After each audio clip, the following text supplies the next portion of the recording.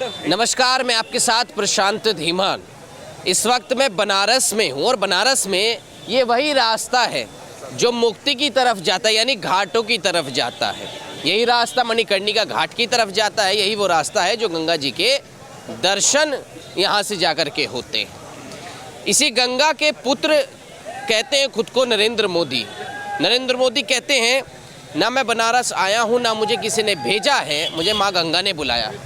इसी गंगा माँ की धरती से अब तीसरी बार उन्होंने नामांकन किया है, तो इसी पर भी बातचीत होगी। यहाँ लेके बनारस के लोग बैठे हैं, चाय की दुकान है और शाम का समय है तो सब चाय पीने आए होंगे। ये वही लोग हैं जो लोग घर में बैठकर टेलीविज़न भी देखते हैं, नरेंद्र मोदी के कामकाज भी देखते हैं। वही लोग हैं जो सुविधाएं भी देखती हैं और उसके ऊपर अपनी प्रतिक्रिया देते हैं। तो शुरू करते हैं। क्या नाम है आपका? मेरा नाम देव प्रताप है। देव प्रताप जी। देव प्रताप जी कहाँ के रहने वाले हैं? मैं बनारस का ही प्रॉपर रहने वाला हूँ, यहीं का पैदाइशी हूँ। अच्छा, बनारस के रहने वाले, उनकी पैदाइश है। हाँ जी। अच्छा, ये बताइए बनारस में क्या लग रहा है इस बार मोदी जी ने तीसरी बार नामांकन किया है? देखिए, मोदी जी तीसरी बार नामांकन किया और तीसरी बार हर बार की अपेक्षा उत्तरोत्तर इनका जो है वोट प्रतिशत बढ़ता जा रहा है और उम्मीद हम लोग करते कि इस बार भी अच्छे मार्जिन से ही यहाँ जीतेंगे। अच्छे मार्जिन से तो जीतेंगे, लेकिन किया क्या है मोदी जी ने बनारस के लिए? कुछ लोग तो कहते हैं कि भैया काशी विश्वनाथ कॉरिडोर बना दिया, उसके सिवा तो कुछ किया नहीं है। नहीं, ऐसा बात नहीं है।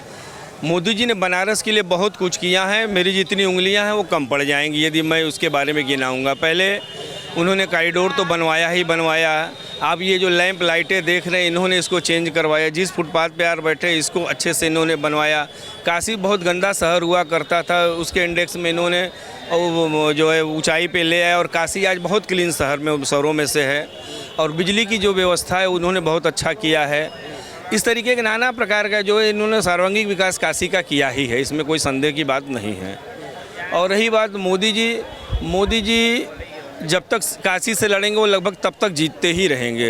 जब वो मना कर देंगे तभी काशी उनको मना करेगी, नहीं तो फिर काशी उनको मना करने वाली अब नहीं है। नहीं मना करने वाली है। हाँ, काशी मना कर। विपक्षी तो मना कर रहे हैं ना कि मोदी जी आएंगे, इस बार नहीं आ सकते, 40 पे सिमट जाएगी बीजेपी। देखिए, राजनीति हो या किसी की दुकान हो, हर आदमी अपने दही को मीठी ही कहता है, खट्टी कोई कहता नहीं है। और रही भाई विपक्ष का काम है कि हमलावर होना और बोलना, और एक कुशल प्रशासक सबको खुश नहीं कर सकता है। ऐसी स्थिति में मोदी जी के ऊपर ये जो आरोप आक्षेप लगाए जा रहे हैं, ये कोई आश्चर्यजनक वाली बात नहीं है और इससे हम लोग को या किसी को विचलित होने की ज़रूरत नहीं है। मोदी निश्चित एक ईमानदार व्यक्ति हैं। कड़क व्यक्ति को लोग तानाशाह के रूप में भी देख रहे हैं, लेकिन वो केवल कड़क व्यक्ति हैं, तानाशाह नहीं है। जब बनारस में कौन सी तानाशाही की मोदी जी ने जो उन्हें तानाशाह कहते हैं? कोई देखिए, तानाशाह ये अन्य किसी पार्टियों का ये अपना जो एक शाब्दिक विचार है। और काशी में वो तो आते हैं एकदम विनम्र भाव से, भी एकदम शीश झुका करके ही सबसे मिलते हैं और बातचीत करते हैं। और वो तो काशी में तो विनम्रता की प्रतिमूर्ति के रूप में ही हमेशा चलते फिरते रहते हैं। यहाँ कोई ऐसी बात नहीं है। अच्छा, काशी गठबंधन के बारे में क्या सोचता है? राहुल गांधी हैं, केजरीवाल हैं, ममता है, अखिलेश हैं। देखिए, ये प्रश्न आप बहुत जटिल पूछ रहे हैं। ये हम समझते हैं कि आप भी सब जगह घूमे होंगे तो जानते होंगे कि ये गठबंधन जो है किस स्थिति में है। लेकिन हाँ, एक चीज़ ये कहेंगे कि काशी के बारे में कि विपक्ष जानता है कि मेरा रिज़ल्ट क्या आएगा, लेकिन उसी मुस्तैदी के साथ और हिम्मत के साथ विपक्ष लड़ रहा है। उसके लिए भी उसको साधुवाद देना होगा हमको, क्योंकि विपक्ष को अपना रिज़ल्ट मालूम है। विपक्ष को मोदी जी के अगेंस्ट खड़े होने पर अपना विपक्ष को रिजल्ट मालूम है, लेकिन विपक्ष फिर भी पूरी दृढ़ता से खड़ा है। उनके लिए इसके लिए साधुवाद, बस इतना ही कहना है मुझे। बस इतना ही कहेंगे? हाँ, लेकिन ये जरूर कहेंगे कि सांसद बन रहे मोदी जी यहाँ से। मैंने आपको बताया ना कि मोदी जी जब तक नहीं काशी को कहेंगे तब तक वो सांसद बनते रहेंगे। इस बार की बात मैं हर बार की बात कह रहा हूँ आपको, हर बार की बात। हाँ, जब तक वो नहीं कहेंगे कि अब मुझे नहीं लड़ना है, काशी कहेगा कि नहीं हम तुमको बना के ही भेज रहा हूँ, आपको बना के ही भेज रहा हूँ काशी से। इतना काम मोदी जी ने किया है, काम किया है और जो है उन्होंने विश्वास जीता है, जो देश का विश्वास जीता। कैसे जीता देश? देखिए, हर आदमी अपने विश्वास से जो है जो अपने काम से जीतता है। पहली बात, कानून व्यवस्था में सुधार हुआ, और दूसरी बात बिजली में सुधार हुआ, और तीसरी बात जो है जो थोड़ी अराजकता थी माफियाओं का, गुंडाओं का, इन सबों पर रोक लगा। इस तरीके की कई चीज़ें हैं जिसका असर जो है इस प्रदेश पर और देश पे है। इस प्रदेश और देश पर देखिए जरा, इन्होंने कहा माफिया और गुंडाओं पर रोक लगी, यानी आपका पूर्वांचल जिसमें बनारस भी आता है वो अब भय मुक्त हो गया है मोदी सरकार में। ऐसा कुछ नहीं है। एक एक जाति, एक वर्ग विशेष का व्यक्ति ही उनके डिक्शनरी में गुंडा है, ठीक है। और आप उठा के देखिए तमाम 100, 75, 80, 125 मुकदमे लगदे हुए लोग उनके पार्टी के विधायक हैं, MLC हैं, उनको टिकट दिया जाता है, उनसे फंडिंग कराई जाती है, ठीक है। इसमें पक्षपात है इनका, न्याय के दृष्टिकोण से सम दृष्टिकोण नहीं है। और दूसरी बात जो काशी के विकास की बात है, ये कोरा बनारस की जनता अपने को ठगा हुआ महसूस कर रही है। पहली बार आज़ादी के बाद इस बनारस का सांसद प्रधानमंत्री रहा है, और प्रधानमंत्री के स्तर का जो काम होता है, कोई फैक्ट्री डलवाना, कोई यूनिवर्सिटी डलवाना, इस लेवल का काम होता है। झालर लगवा देना, झाड़ू लगवा देना, बत्ती लगवा देना, यह एक प्रधानमंत्री के स्तर का काम नहीं होता है। या कोई भी सामान्य व्यक्ति कर सकता है। कल्पनाथ राय बगल में एक सांसद हुआ करते थे मऊ के, और एक सामान्य सांसद थे, और मऊ को मऊ बना दिए। कितनी वहाँ फैक्ट्रियाँ से लेकर तमाम करा दिए। काशी विश्वनाथ देखिए, कॉरिडोर का तो बात हर जगह होती है, पूरे भारत में होती है। बता रहा हूँ, इसकी मार्केटिंग की जा रही है। अभी देखिए 2 दिन पहले इनका एक इवेंट था, जो फ्लॉप इवेंट था इनका जो है, उसमें जो सप्तऋषि आरती होती है, सैकड़ों साल पुराना जो परंपरा है, उस परंपरा को इन्होंने नष्ट किया। वहाँ का प्रशासन सारे पुजारियों को पहले से 2 दिन पहले कह दिया था कि सप्तऋषि आरती 1 घंटा पहले ख़त्म कर दो। जो 7:30 बजे शुरू होती है सप्तऋषि आरती, 6 बजे वो बैठ गई थी। मतलब ये माननी जी के लिए बनारस की परंपरा को भी नष्ट किया जा रहा है। मतलब बाबा विश्वनाथ से बड़े ये हो गए हैं। अच्छा, देश का माहौल क्या लग रहा है? देश में परिवर्तन का माहौल चल रहा है, आंधी चल रही है, अंडर करेंट चल रहा है जनता में। बिल्कुल बिल्कुल। आपका क्या नाम है? हम नहीं बोलेंगे। नहीं बोलेंगे, क्यों?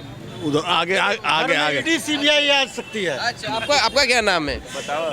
मैं देव प्रताप जी का मित्र हूँ, अच्छा, और गोपाल जायसवाल नाम है मेरा। गोपाल जायसवाल जी हाँ। बनारस में रहने वाले हैं? जी हाँ जी। गोपाल जायसवाल जी ये तो कह रहे हैं देश में परिवर्तन का माहौल है, वो जो काम बनारस में होना चाहिए था मोदी जी के राज में प्रधानमंत्री रहते हुए, वो नहीं हुआ। मोदी जी ने एक सबसे बड़ा काम किया है, देश के जितने भी भ्रष्ट बेईमान चोर थे उनको एक संग कर दिया है, उनकी दुकान दौरी बंद कर दी है।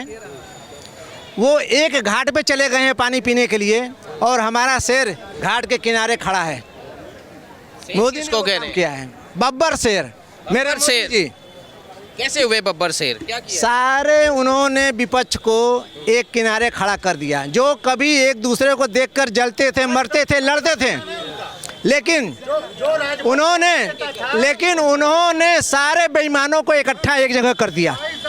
पूरी देश ये जान रही है, समझ रही है, पहचान रही है, और इनको इनकी औकात 4 तारीख को शाम को 7 बजे से पता चल जाएगा। अच्छा, ये बताइए, तो कह रहे हैं ना कि गठबंधन तो मोदी जी ने भी किया हुआ है। इनका गठबंधन और इनके गठबंधन, इनका चोर बंधन है, इनका चोर बंधन है, और ये गठबंधन है, ये गठबंधन देश के विकास के लिए है, और ये महाठग बंधन देश को लूटने के लिए है। क्या किया विकास मोदी जी? मोदी जी ने रोड नहीं दिया, पूरे यूपी में कितने एरोप्लेन तो यहाँ हवाई अड्डे थे। मोदी जी ने इन विपक्ष के समय में सिलेंडर भोर में 4 बजे लेकर दौड़ना पड़ता था लेने के लिए, आज एक फ़ोन पर घर में आता है, आज एक फ़ोन पर घर में सिलेंडर आता है। निःशुल्क इलाज है, स्वच्छ पानी है, गुंडों का दमन खत्म कर दिया उन्होंने, गुंडों को उनके औकात में ला दी, और विपक्ष ने गुंडों को पाला, विपक्ष ने गुंडों को पाला और उनके हाथ से शासन किया। इन्होंने यही किया। यानी विपक्ष जो है भयमुक्त हो गया है, वो पूर्वांचल भयमुक्त है, और विपक्ष भयग्रस्त है, लपट गए हैं, लेकिन कुछ कर नहीं पाएंगे, कुछ नहीं कर पाएंगे, कुछ नहीं कर पाएंगे। बनारस का क्या माहौल लग रहा है? बनारस तो अपने आप में जो है, बनारस को आप उन्हीं से पूछिए, क्या माहौल लग रहा है बनारस? हाँ, बताइए भाई, परेशान लेकर प्रधानमंत्री जी भ्रमित हैं, कंफ्यूज हैं। इसके 2 एग्जाम्पल मैं देता हूं। पहला एग्जाम्पल ये कि अपने जब नामांकन करने गए तो अपने साथ एक पूर्व विधायक को, रोहनिया के पूर्व विधायक को ले जाकर नामांकन कराएं। उनको जो है ये सूचना मिल रही थी कि आप इस बार चुनाव आपका गड़बड़ा सकता है, या मार्जिन जीत की बहुत कम हो सकती है, जिसका संदेश पूरे देश में खराब जाएगा। तो वो एक पूर्व विधायक को ले जाकर अपने पार्टी का माहौल है, कहाँ पे? नहीं, देश में भय का माहौल है। बिल्कुल भय का कोई माहौल नहीं है। देश इस समय महंगाई से त्रस्त है, बेरोजगारी से त्रस्त है, अच्छी शिक्षा नहीं मिल पा ये आज जो बनारस इतना चमक रहा है, मोदी जी की देने दिखाइए भैया। ये सब लाइटें वाइटें, सड़कें, इतनी भीड़, ये सब मोदी जी की। मैंने आपको बताया कि ये देश के प्रधानमंत्री का संसदीय क्षेत्र है। ये झालर और लट्टू से नहीं होगा। एक भी फैक्ट्री खुली क्या? एक भी यहाँ पे यूनिवर्सिटी बने क्या? यूनिवर्सिटी नहीं बनी। क्या नाम है? मेरा नाम शैलेंद्र कुमार है। शैलेंद्र कुमार है। शैलेंद्र कुमार। शैलेंद्र कुमार कह रहे हैं मोदी जी ने ना कोई फैक्ट्री लगाई है, ना कोई रोजगार दिया है। देखिए, फैक्ट्री लगाने का काम और रोजगार देने का काम यह बड़े बड़े कारपोरेटर का है। और मोदी जी ने ऐसे लोगों को कलेक्ट किया, और मोदी जी ने ऐसे लोगों को संदेश दे रखा है कि आप जनता के बीच में जाइए और अपनी फैक्ट्री को लगाइए, उनको रोजगार दीजिए। ये मोदी जी का है। और मोदी जी ने बहुत कुछ किया है। काशी के लिए तो बहुत काम किया है। क्या काम आप बताइए? काशी के लिए सबसे पहला काम उन्होंने ये किया है। बंद कर दीजिए इसको थोड़ी देर। जिस स्थिति में हम लोग बाबा विश्वनाथ को दर्शन करने जाते थे, एक कमरे के अंदर एक में, आज उसको उन्होंने 350 उसमें कर दिया है। वो कॉरिडोर बना दिया है और जगह जगह पर पूरी बनारस की पूरी सड़कें 6 लेन 4 लेन में कर दिया है। अभी मोदी जी का एक प्लान है जो कि रोपवे का प्लान है। वो कैंट स्टेशन से यहाँ गिरजाघर चौमानी आएगा, रथ यात्रा रुकेगा, ऐसा उनका अभी प्लान है। और उस पर काम हो रहा है। काम हो रहा है। मोदी जी के राज में काम हो रहा है। मोदी जी के राज में काम हो रहा है। इसके पहले आज तक बहुत से सांसद हुए, किसी ने कोई काम नहीं किया। एक पूर्व में स्वास्थ्य मंत्री थे प्रभु नारायण सिंह, उन्होंने थोड़ा बहुत काम किया। और जिस वाराणसी स्टेशन को बनाया गया है, उसको कांग्रेस रिज्यूम में हनुमंतैया ने उसको नक्शा पास किया था और कमलापति जी के समय में बना था। उसके बाद कोई काम नहीं हुआ। लेकिन जितना ओवरब्रिज और जितना ये सब बन रहा है, ये मोदी जी के कार्यकाल में बन रहा है। यहाँ से बनारस से लेकर के आप लखनऊ तक जाइए, सारे स्टेशन पे पुल बन रहे हैं, सारे स्टेशन लंबी हो रही हैं, लंबी एक से एक गाड़ियाँ निकल रही हैं। वो सारी चीज़ें मोदी जी के जीवन उसमें चल रहा है। अच्छा, पूर्वांचल में क्या काम हुआ? तो बनारस की बात हुई, पूर्वांचल का क्या काम हुआ? पूर्वांचल में उन्होंने कई जगह पर एम्स खोले हैं। पूर्वांचल में कई जगह पे एम्स खोले हैं, विश्वविद्यालय खोले हैं, मेडिकल कॉलेज खोले हैं और छात्रों को जा रहे बाबा, जा रहे हम यहीं पर लगा के भेड़ा भी रोजी रोटी। जा रहे है तो आप कहीं जा रहे तो आराम से लेकर के कीजिए ना। जा रहे हैं भैया, जा रहे हैं।